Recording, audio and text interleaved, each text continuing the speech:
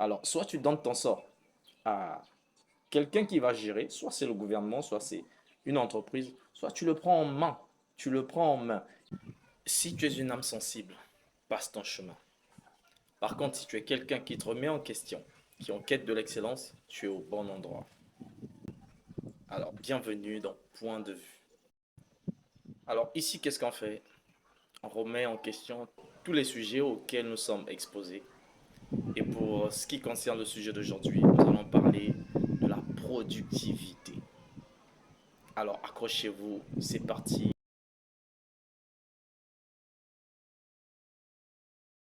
La productivité est une chose normale chez l'homme.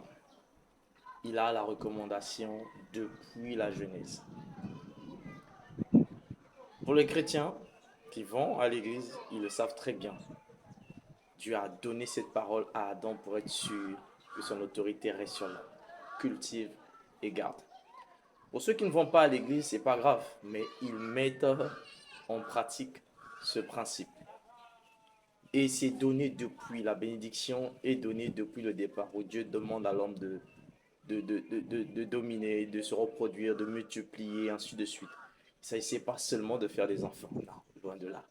Mais il s'agit d'être productif. Jésus est venu et a reparlé de cela. Et lui, il était beaucoup plus simple que ce que dit la Genèse. Il a parlé de porter les fruits. Donc, il s'agit bel et bien d'être productif. Alors, de façon pratique, qu'est-ce que ça veut dire? Que l'homme doit travailler. On lui a donné toute la matière première nécessaire pour pouvoir travailler, être le maître du monde pour ses conditions de vie et glorifier le nom de Dieu. Mais est-ce que c'est exactement ce qui se passe? Alors, le monde a sa façon d'interpréter ça. En tout cas, le système a pris une façon de l'interpréter au travers l'entreprise, au travers le gouvernement, et ainsi de suite. Donc, la gestion est faite rien que par ces deux-là. Alors, c'est là où ce que j'en viens à dire qu'aux âmes sensibles de s'abstenir ne peuvent rester là que ceux qui sont forts. Le gouvernement, les entreprises font des offres d'emploi et une fois que nous sommes employés, ils nous considèrent productifs. Donc on peut aider à ce que les objectifs soient atteints. On peut aider à ce que le fonctionnement soit fait. Mais ils nous établissent également un timing, un temps où eux jugent que nous sommes plus productifs. Et c'est ce qu'ils appellent la retraite, que ce soit le gouvernement, que ce soit les entreprises. Alors, quand ça arrive à notre niveau, moi je me dis qu'il faut se poser les bonnes questions quand même. Si ça arrive de décider à quel moment on est productif et qu'on ne l'est pas, est-ce que c'est réellement ça en tant que tel? Ou c'est juste les systèmes sociétaux qui ont décidé de leur fonctionnement et ça ne nous concerne pas? S'ils peuvent dire à un moment que je ne suis plus productif, ben, moi je le suis encore, je fais quoi? Alors, voici une histoire.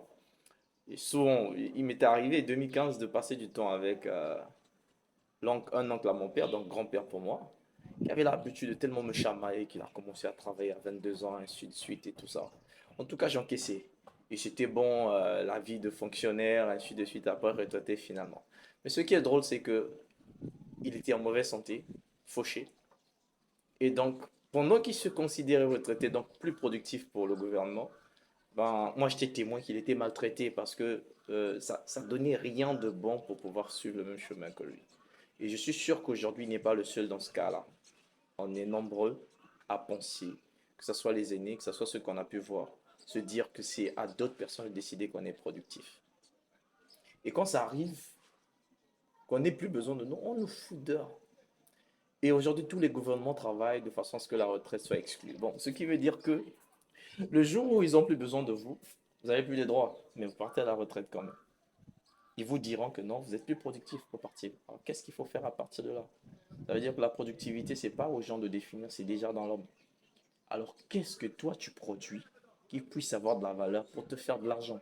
Et c'est ce qu'on appelle l'entrepreneuriat. Donc, pour moi, je pense que tout homme est appelé à voir ce chemin-là. Même si aujourd'hui tu travailles et dans le coin de ta tête, quelque part, idée que est-ce que ma productivité va dépendre de l'entreprise? Non. Donc, si l'entreprise te prend 10 heures, après 10 heures, après les 10 heures de travail que tu donnes dans de 7 heures à 17 heures, tu fais quoi? À partir de là, regarde, qu'est-ce que toi tu peux produire? Sinon, tu restes esclave, hein. Parce que si tu repars dans l'histoire de l'humanité, Bon, le travailleur était esclave. Et travailler, c'est synonyme d'être esclave. Donc, c'est d'autres personnes qui pensent que tu dois être productif.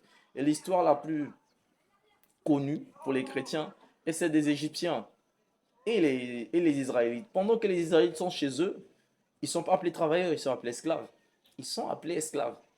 Esclaves de Pharaon. Et si vous remontez loin l'histoire, vous allez vous rendre compte que c'est depuis Joseph que tout le peuple s'était fait esclave de Pharaon, y compris les Égyptiens, les Israélites, pardon, y compris les Israélites. Donc quand ils sortent de là, délivrés par Moïse, ils sortent pas les bras ballants, ils ont des richesses avec eux. C'était leur salaire. Donc travailler, c'est être esclave. C'est une autre personne qui utilise ta productivité et te donne une partie. Est-ce que c'est vraiment la valeur de ta productivité? C'est la question que je nous laisse. Alors, entreprendre n'est que chose normale dans la vie de l'homme. Dieu a tout fait exprès. Moi, je dis même qu'il a prémédité le succès pour l'homme parce qu'on ne peut pas rester sans rien faire. Si tu ne sors pas parce que tu as faim, tu sortiras parce qu'il y a un problème qui te tombe dessus. Alors, c'est toi qui décides quand sortir et quand ne pas le faire. Alors, soit tu donnes ton sort à quelqu'un qui va gérer, soit c'est le gouvernement, soit c'est une entreprise, soit tu le prends en main. Tu le prends en main. Et au milieu de tout ça, si tu veux savoir, tu vends ton temps. Tu vends ton temps. Et ça, c'est la question qui m'a révolutionné. Un collègue, une fois, m'a demandé, je suis dans l'enseignement, as-tu encore du temps à vendre? Ah, là, j'étais bouleversé. J'en avais plus, j'ai dit, j'ai plus du temps à vendre, mais la réponse là est devenue définitive jusqu'à aujourd'hui. Si j'ai vraiment mon temps à vendre, il faut que ça me profite. Je travaille en freelance, donc je suis libre. Je ne vais répondre à un besoin que quand on m'appelle. Et ça, c'est vendre mon temps, 2 heures du temps, pour avoir réglé ce problème-là. L'argent tombe. Et toi, tu fais quoi avec ta productivité? Si tu ne le savais pas, ben tu en as. Regarde dans tes compétences, regarde dans tes dons, regarde dans tes qualités, dans tes talents. Il y en a. Mais il faut produire. Et pour les chrétiens, Jésus est clair, ne peut porter du fruit que celui qui est attaché à lui, celui qui est attaché au tronc. Et j'ai également parlé une fois à un agriculteur.